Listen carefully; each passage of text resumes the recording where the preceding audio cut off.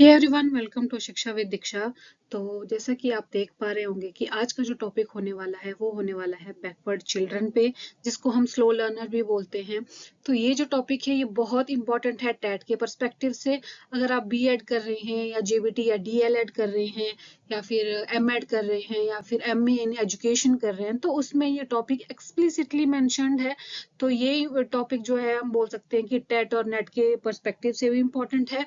तो डिस्कस करते हैं आज इस टॉपिक को कि आप एग्जाम में जो है किस हिसाब से अपना क्वेश्चन, अगर आपको ये आता है तो किस हिसाब से आप इसको करते हैं। तो इसमें हम क्या क्या करेंगे, इसमें हम मीनिंग देखेंगे, बैकवर्ड चिल्ड्रन की डेफिनेशंस के बारे में पढ़ेंगे, उनकी क्या क्या विशेषताएं होती हैं वो पढ़ेंगे, क्या क्या कारण होते हैं वो पढ़ेंगे, और उनकी बैकवर्डनेस को कम करने के लिए क्या क्या कदम उठाए जा सकते हैं उसके बारे में देखेंगे, और उनकी एजुकेशन जो है वो किस हिसाब से होनी चाहिए, उनको किस हिसाब से एजुकेट करना है, इसके बारे में हम देखेंगे। तो शुरू करते हैं आज की वीडियो। सबसे पहले जैसा कि आपको पता है कि इंट्रोडक्शन हम लोग लिखते हैं। इंट्रोडक्शन में कि हम क्या लिखेंगे, इंट्रोडक्शन में आप बेसिकली यही चीज लिखेंगे, बाकी इसको तो आप रीड कर लोगे, इसकी हिंदी भी आप बना लोगे। मैं आपको एक मोटा मोटा आइडिया दूंगी कि इंट्रोडक्शन में आप लिखोगे कि हर एक इंसान जो है वो दूसरे इंसान से अलग होता है, और इसको हम इंडिविजुअल डिफरेंस बोलते हैं। इंडिविजुअल डिफरेंस के अंडर हम फिर एक और चीज आती है जिसको एक्सेप्शनल चिल्ड्रन, एक्सेप्शनल इंसान या फिर एक्सेप्शनल चिल्ड्रन हम बोलेंगे। एक्सेप्शनल चिल्ड्रन वो चिल्ड्रन होते हैं जो कि अलग होते हैं, उनकी नीड में उनकी ज़रूरतें अलग होती हैं नॉर्मल चिल्ड्रन के कंपैरिजन में। तो एक्सेप्शनल चिल्ड्रन में एक कंसेप्ट और आता है बैकवर्ड चिल्ड्रन, या बैकवर्ड चिल्ड्रन को हम क्या बोलते हैं, स्लो लर्नर भी बोलते हैं। स्लो लर्नर या बैकवर्ड चिल्ड्रन वो बच्चे होते हैं जो कि जिनका मेंटल लेवल जो होता है वो थोड़ा कम होता है एज कम्पेयर टू नॉर्मल बच्चों के जो उनकी सेम एज के ग्रुप हैं। फॉर एग्जाम्पल, अगर कोई 7 साल का बच्चा है तो उसका जो मेंटल लेवल होगा वो बाकी उसके एज ग्रुप के या उसके क्लासमेट से उसका मेंटल लेवल थोड़ा सा कम होगा, उसको थोड़ा टाइम ज्यादा लगेगा किसी चीज को सीखने में। वो स्लो लर्नर या बैकवर्ड चिल्ड्रन होते हैं।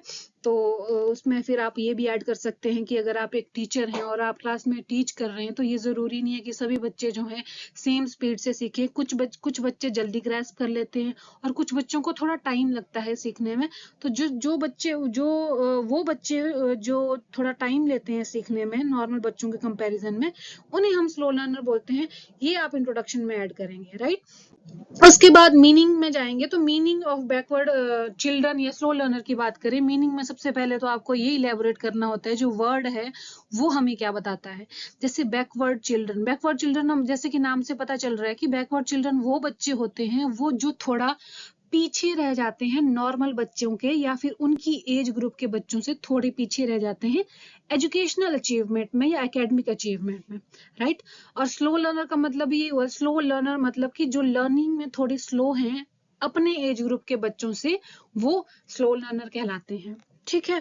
और इसमें मैंने एक चीज और क्या ऐड की है कि बैकवर्ड चिल्ड्रन को हम और क्या बोलते हैं, एजुकेशनल रिटार्डेड चिल्ड्रन, यानी कि एजुकेशन की फील्ड में वो थोड़े से पिछड़े हुए हैं अपनी सेम एज के ग्रुप के बच्चों से। तो ये सारी चीजें जो है ये आप अपने मीनिंग में लिखिएगा कि आपका जो वर्ड है वो क्या मतलब बताता है, वर्ड से हमें क्या पता चलता है। उसके बाद डेफिनेशंस के बारे में देखेंगे। इसमें मैंने 3 डेफिनेशंस ऐड की हैं, बर्टन हॉल की, शनेल की और बर्ट की। बर्टन हॉल बोलते हैं कि बैकवर्डनेस जो होती है वो उन बच्चों की, बैकवर्ड चिल्ड्रन वो बच्चे होते हैं जिनकी एजुकेशनल जो अचीवमेंट या अटेनमेंट होती है वो उनकी नेचुरल एबिलिटी से कम होती है, बिलो होती है, वो हमारे पास बैकवर्ड चिल्ड्रन आ जाएंगे। शनेल बोलते हैं बैकवर्ड पीपल वो बच्चे या वो शिष्य होते हैं जिनकी जो क्रोनोलॉजिकल एज आपको पता होगा, जो हम आईक्यू में भी हम यूज करते हैं CA, जो उनकी एक्चुअल उम्र होती है कि जन्म से लेकर के अभी तक वो कितनी एज के हैं, वो क्रोनोलॉजिकल एज होती है। उनकी क्रोनोलॉजिकल एज के कंपैरिजन में उनकी जो एजुकेशनल जो अचीवमेंट या एजुकेशनल डेफिशिएंसी होती है वो देखने को मिलती है, वो बैकवर्ड पीपल होता है। यानी कि जो अपनी एज ग्रुप के कंपैरिजन में थोड़े से कम जो है पढ़ने लिखने में एफिशिएंट होते हैं, वो बैकवर्ड प्यूपिल होते हैं, या बैकवर्ड शिष्य या बोल सकते हैं पिछड़े हुए बच्चे बोल सकते हैं, वो इसमें आएगा। बर्ट भी ये चीज बोलते हैं, बर्ट ने एक चीज और बोलते हैं कि हम एक अलग तरीके से भी हम उनकी जो बैकवर्डनेस है उनको भी हम फाइंड आउट कर सकते हैं। तो उन्होंने बोला कि हम इंटेलिजेंस नहीं, सॉरी, एजुकेशनल कोशेंट EQ से हम उसको फाइंड आउट कर सकते हैं। तो EQ का फॉर्मूला क्या है, इसमें अटेनमेंट लेवल, जैसे हम IQ की बात करते हैं ना, IQ इंटेलिजेंस कोशेंट, उसी तरीके से EQ भी है।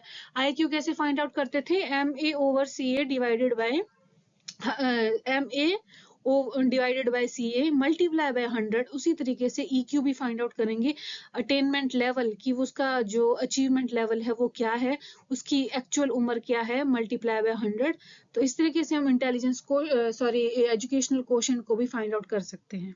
ठीक है, डेफिनेशंस में ये आप लिख लेंगे। उसके बाद करेक्टरिस्टिक्स की बात करें कि क्या क्या विशेषताएं होती हैं बैकवर्ड चिल्ड्रन की या स्लो लर्नर की, जिससे हमारे को पता चलता है कि ये बैकवर्ड चिल्ड्रन है या स्लो लर्नर है। ठीक है, इसमें आप अपने हिसाब से ऐड कर सकते हैं, आप इनको इलेबोरेट भी कर सकते हैं। अगर आपका जो क्वेश्चन है वो ज़्यादा मार्क्स का है तो आप इनको इलेबोरेट भी कर सकते हैं कि जो बैकवर्ड चिल्ड्रन होते हैं वो इंडिपेंडेंटली काम नहीं कर सकते हैं, वो डिपेंडेंट रहते हैं अपने काम के लिए दूसरे बच्चों पे या दूसरे इंसान पे, और मेंटली भी वो उतने मैच्योर नहीं होते हैं जितने मैच्योर की उनकी एज के ग्रुप के बच्चे होते हैं। उनकी जनरली जो पर्सनैलिटी होती है वो कंफ्यूज्ड पर्सनैलिटी होती है, वो ज़्यादा डीपली थिंकिंग नहीं कर सकते हैं। उनकी जो इमेजिनेशन पावर है, सोचने समझने की क्षमता है, वो थोड़ी सी लिमिटेड या कम होती है। और रीडिंग में वो अक्सर जो है वो कमज़ोर पाए जाते हैं। उनकी जो कॉमन सेंस है उसमें उनमें कॉमन सेंस थोड़ी सी कम होती है। और जो उनका इंटरेस्ट और अटेंशन का जो टाइम पीरियड है वो थोड़ा कम होता है, वो जल्दी बोर हो जाते हैं किसी एक चीज़ से, या फिर जो अटेंशन जो है वो अच्छे से नहीं दे पाते हैं किसी एक चीज़ में। और वो अनप्लैन्ड एक्टिविटीज करते हैं, यानी कि अगर उनको कोई काम करना है तो वो बिना प्लानिंग के कोई भी काम शुरू कर देंगे बिना सोचे समझे। ठीक है, lack of decision making activities का मतलब है कि वो ऐसी एक्टिविटीज बहुत कम करते हैं जिसमें उनको डिसीजन लेना पड़े, या ये बोल सकते हैं कि उनकी जो डिसीजन मेकिंग जो पावर होती है, कैपेसिटी होती है, वो कम होती है। उनका इंटेलिजेंस लेवल कम होगा, उनकी अचीवमेंट लेवल कम होगा, उनमें जो प्रॉब्लम को सॉल्व करने की जो क्षमता है वो थोड़ी सी कम होगी नॉर्मल बच्चों के कंपैरिजन में। ये थी जी विशेषताएं, जिनको आप अपने हिसाब से बढ़ा चढ़ा के लिख सकते हैं, या अपनी जैसे भी आपको जितने भी नंबर का आपको क्वेश्चन आता है उस हिसाब से आप लिख सकते हैं। कॉजेज, कॉजेज क्या क्या हो सकते हैं, कारण क्या क्या हो सकते हैं बैकवर्ड चिल्ड्रन या स्लो लर्नर के। इसमें हम लिखेंगे कि फर्स्ट जो है वो है फिजिकल कॉजेज। शारीरिक रूप से क्या क्या कारण हो सकते हैं, पहला है कि लंबे समय से उनको कोई बीमारी है, उस वजह से भी उनमें जो है बैकवर्डनेस आ सकती है। फिजिकल डिफॉर्मिटीज, शरीर में जो विकृति, उनमें कोई शारीरिक रूप से विकृति कोई है उसकी वजह से भी हो सकता है। बोलने में प्रॉब्लम आती है तब भी हो सकता है, सुनने में प्रॉब्लम आ सकती है, देखने में प्रॉब्लम आ सकती है, प्रॉब्लम होगी तब भी ये बैकवर्डनेस आ सकती है। उनकी जो हेल्थ होगी फिजिकली, जो अगर आप बात करें फिजिकल हेल्थ जो होगी वो पुअर हेल्थ होगी, जो भी एक कारण होगा उसकी बैकवर्डनेस का, किसी बच्चे की बैकवर्डनेस का, राइट। तो ये फिजिकल कॉजेज में आ जाएंगे। उसके बाद मेंटल कॉजेज में तो सिर्फ यही आएगा कि जो मेंटल लेवल है ना उसका, या IQ लेवल है, वो कम होगा उन नॉर्मल बच्चों से। तो जैसा मैंने आपको पहले बताया था कि IQ जो है वो MA/CA मल्टीप्लाई बाय 100। MA मतलब मेंटल एज कि दिमागी तौर पे उनकी क्या उम्र है, और CA का मतलब है उनकी एक्चुअल आयु, जन्म से लेकर के अभी तक वो कितने साल के हैं। तो इस तरीके से हम IQ फाइंड आउट कर सकते हैं। ये डायरेक्ट जो है ये टेट में भी फॉर्मूला आता है, और आपके वैल्यू दे दी जाती है, MA की वैल्यू देंगे आपको या CA की वैल्यू देंगे तो आपको IQ की वैल्यू है वो हमारे निकालनी पड़ सकती है। इस तरीके से भी क्वेश्चन आते हैं हमारे टेट में, राइट। उसके बाद थर्ड जो है वो है सोशल कॉजेज, कि सामाजिक रूप से क्या क्या कारण हो सकते हैं। उसमें सबसे पहले है फैमिली डिस्प्यूट। अगर किसी बच्चे के जो फैमिली में कोई डिस्प्यूट चल रहे हैं, जैसे लड़ाइयाँ झगड़े हो रहे होते हैं फैमिली में, या फिर कोई प्रॉब्लम चल रही है उनके घर में, तो ऐसे बच्चों में भी बैकवर्डनेस आती है। उनको फैसिलिटीज कम मिल रही है नॉर्मल बच्चों के कंपैरिजन में। जैसे किसी फैमिली में फेवरेटिज्म का प्रचलन है कि एक बच्चे को ज्यादा अच्छे से मानते हैं, दूसरे बच्चे को अच्छे से नहीं मानते, तो उस बच्चे में भी बैकवर्डनेस आ सकती है। जब घर में लड़ाई झगड़े हो रहे होते हैं उस वजह से भी बैकवर्डनेस आ सकती है। बैड कंपनी हो सकती है कि अगर एक बच्चा है उसकी अगर कोई कंपनी जो है वो बैड है, अच्छी नहीं है, तो उस कंपनी का असर भी जो है उस पे पड़ सकता है बच्चे पे, जो भी एक कारण हो सकता है बैकवर्डनेस का। उसके बाद आता है ओवर एंड अंडर प्रोटेक्शन। कई बार ऐसा होता है कि हम ओवर प्रोटेक्ट कर लेते हैं अपने बच्चों को, या फिर कोई बच्चे, कई माँ बाप जो देखने को मिलता है कि ओवरली वो प्रोटेक्ट करते हैं। ओवर भी प्रोटेक्ट नहीं करना है बच्चे को, नॉर्मल रखना है। हाँ, अगर कोई प्रॉब्लम आ रही है कोई बात नहीं, बच्चा डील कर लेगा, बच्चा सीख लेगा। अगर उसको डील करना नहीं आता है तो ऐसे ही वो सीखेगा। और अंडर प्रोटेक्टेड ये ज्यादा लापरवाह भी नहीं रहना है कि नहीं खुद सीख लेगा, नहीं होता कुछ या कुछ भी, तो थोड़ा सा नॉर्मल प्रोटेक्शन मिलनी चाहिए, ओवर और अंडर प्रोटेक्शन नहीं मिलनी चाहिए बच्चे को। तो स्ट्रिक्ट डिसिप्लिन का मतलब है कि कोई अगर सख्त जो है वो अनुशासन किसी फैमिली में देखने को मिलता है या फिर किसी बच्चे के आसपास एनवायरनमेंट में देखने को मिलता है, तो वो भी एक बैकवर्डनेस का कारण बन सकता है। फोर्थ वन है इमोशनल कॉजेज। इमोशनल कॉजेज भी जो है हम लोग कॉज बोल सकते हैं बैकवर्डनेस का, क्योंकि बैकवर्डनेस या स्लो लर्नर जो होते हैं वो इमोशनली वीक होते हैं। तो इसमें क्या क्या आएगा, इसमें क्या फॉल्टी इमोशनल डेवलपमेंट, उनका इमोशनल जो डेवलपमेंट है वो ही फॉल्टी है। Superiority and inferiority complex.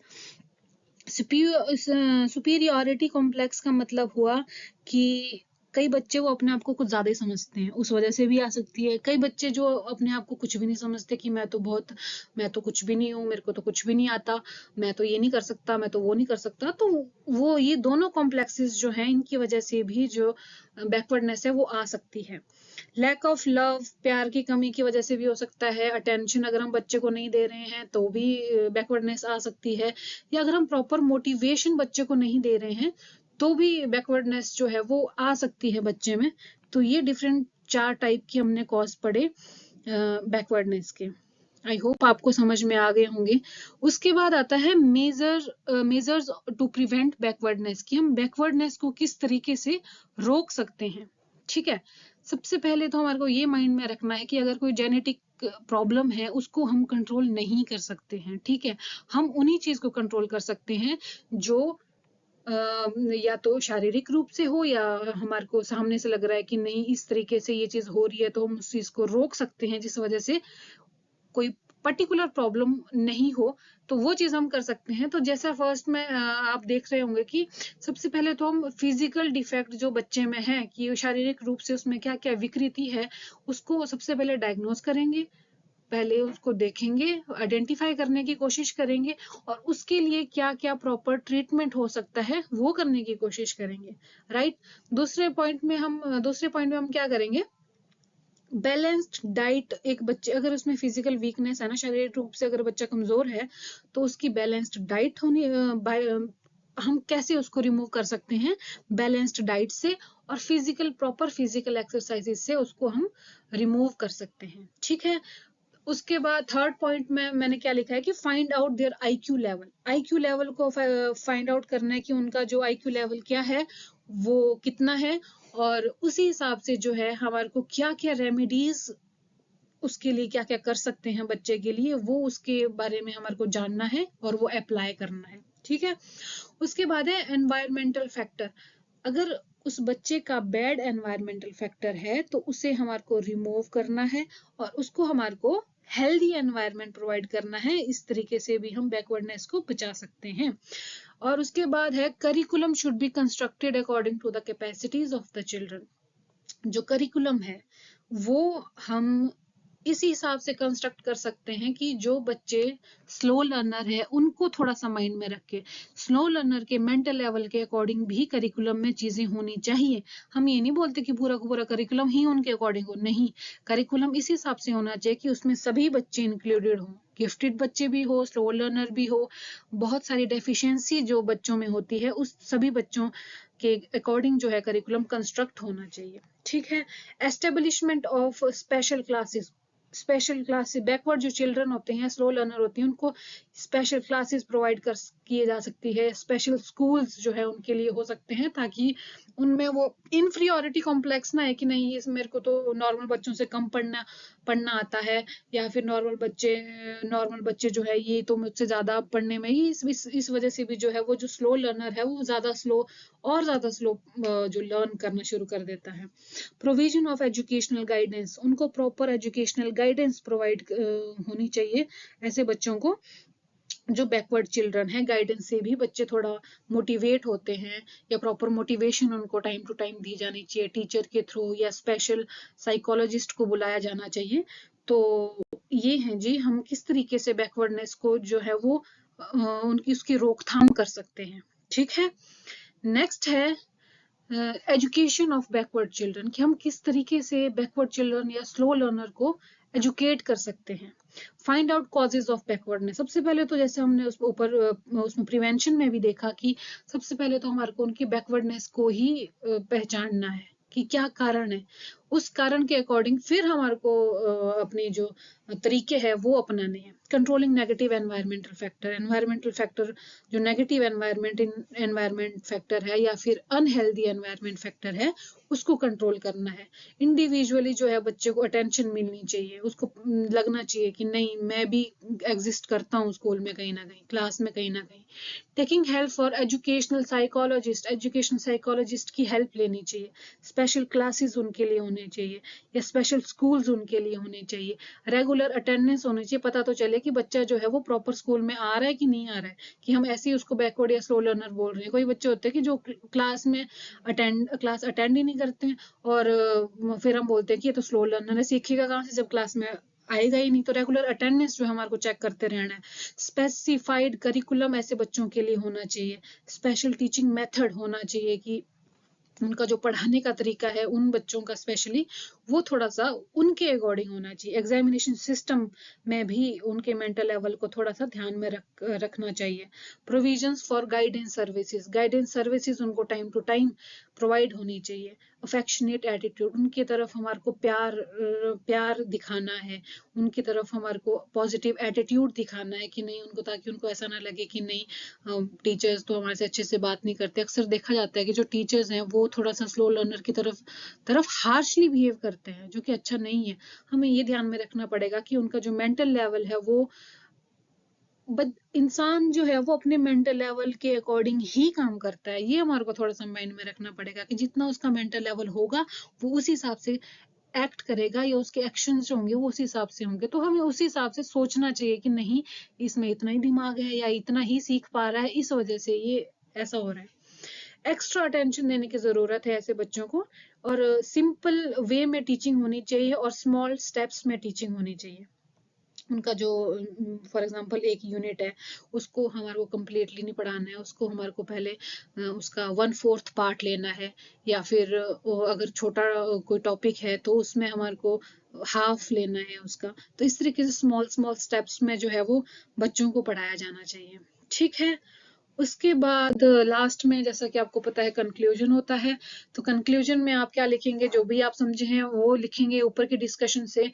तो इसमें मैंने ऐड किया है, या आप अपने हिसाब से भी ऐड कर सकते हैं, कि जो बैकवर्डनेस होती है बच्चे में ये कोई लर्निंग डेफिशिएंसी या लर्निंग डिसेबिलिटी नहीं होती है। ये हमारे को माइंड में रखना है कि एक लर्निंग डिसेबिलिटी नहीं होती है।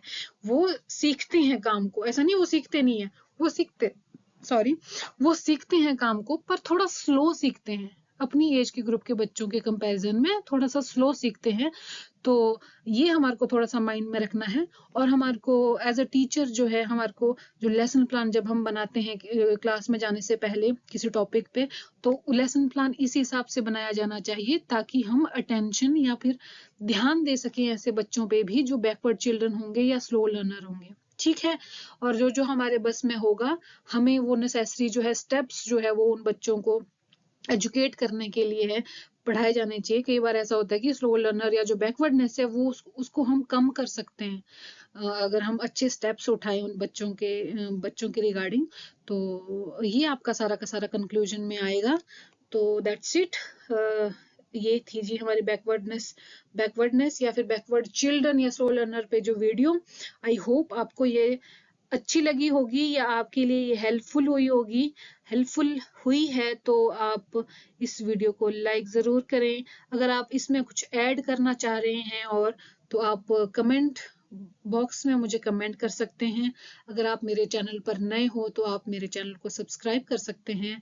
तो मिलती हूँ आपसे अब नेक्स्ट वीडियो में या नेक्स्ट टॉपिक के साथ। तब तक के लिए bye bye and take care.